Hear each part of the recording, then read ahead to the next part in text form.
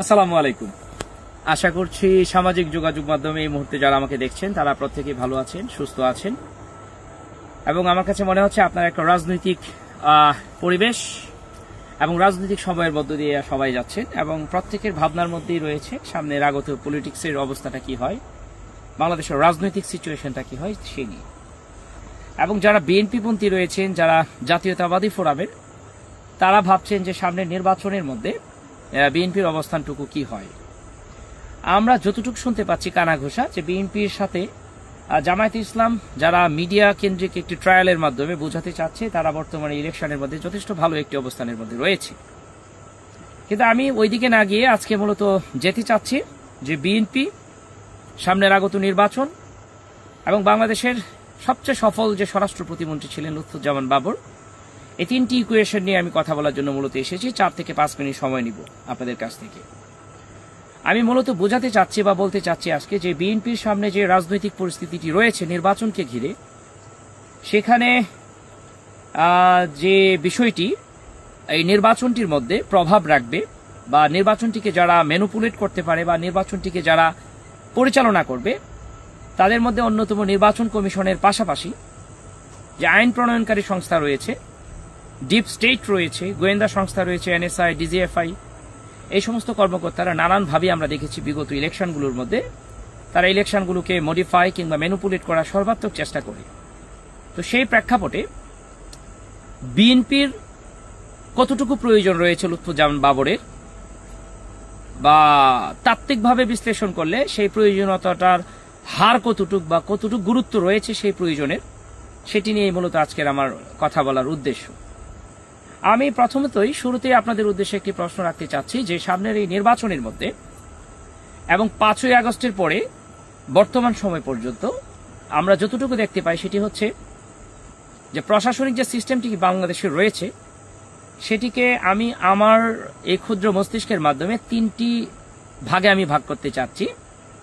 এর মধ্যে একটি ভাগ হচ্ছে যে 5ই আগস্টের পরে আমরা দেখতে পেয়েছি জামায়াতের ওতপ্রোত প্রচেষ্টার মাধ্যমে তারা প্রশাসনিক সেক্টরের একটি অংশকে তাদের বলয়ে নিতে পেরেছে বলে আমার কাছে মনে হচ্ছে, অর্থাৎ জামায়াতপন্থী প্রশাসনিক ব্যবস্থার একটি অংশ রয়েছে।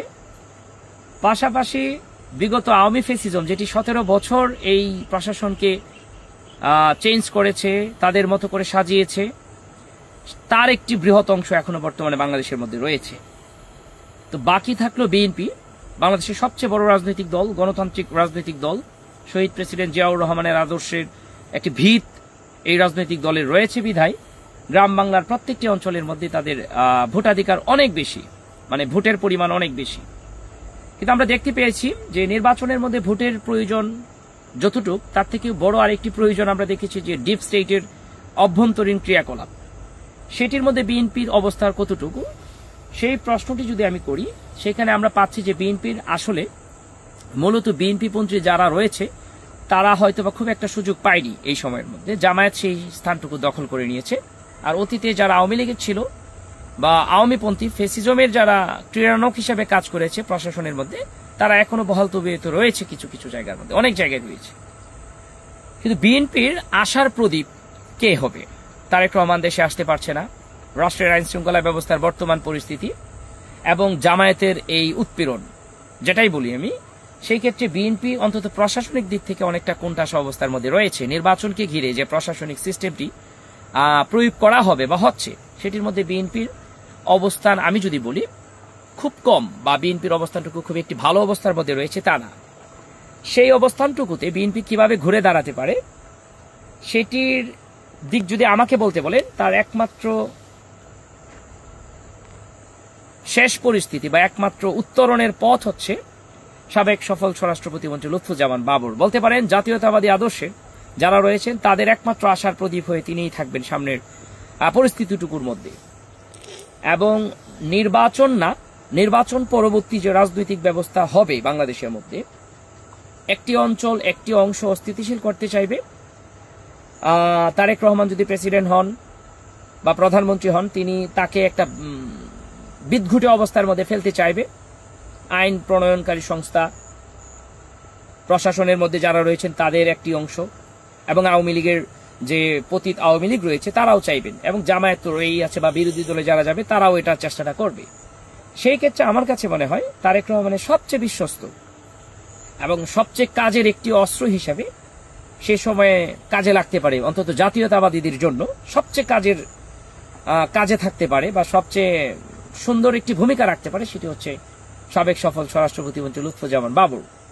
কারণ ওনার যে আদর্শ শহীদ প্রেসিডেন্ট জিয়াউর রহমানের থেকে উনি পেয়েছেন, এবং যে আদর্শের মানদণ্ডের ভিত্তিতে তিনি বিগত সময়ে র্যাব, তারপরে হচ্ছে আপনার পুলিশকে সুন্দরভাবে ঢালাওভাবে সাজানো, এবং পুলিশের যারা সদস্য রয়েছে সাধারণ সদস্য তাদের মনের ভাষা বোঝা, তাদের দাবি দাওয়াগুলো কি হতে পারে সেই সম্পর্কে সবচেয়ে বিস্তর এবং সবচেয়ে সুবিন্যস্ত জ্ঞান রাখে যে ব্যক্তিটি, সেটি হচ্ছে লুৎফুজ্জামান বাবর। যার কারণে আমি বিগত সময়ে অভিজ্ঞতা থেকে বলছি যে পুলিশ এবং প্রশাসনের একটি বৃহৎ অংশ ওনাকে পছন্দ করে, এবং সেই পছন্দের পরিমাণটুকু অনেক বেশি।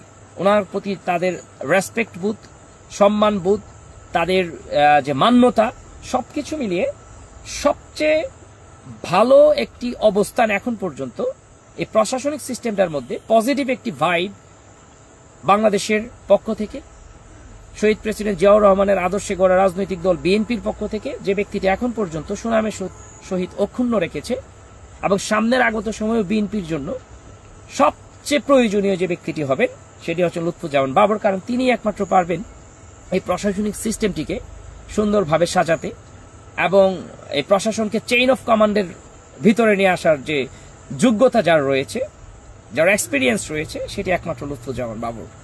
সো আমার কাছে মনে হচ্ছে সামনের আগত যে রাজনৈতিক পরিস্থিতি তারেক রহমান সাহেব ফেস করবেন, বাংলাদেশের জনগণ ফেস করবেন, তাদের কাছে সবচেয়ে প্রয়োজনীয় যে ব্যক্তিত্ব থাকবেন, রাজনৈতিক ব্যক্তিত্ব, তিনি হবেন আমাদের সবার প্রিয় লুৎফুজ্জামান বাবর।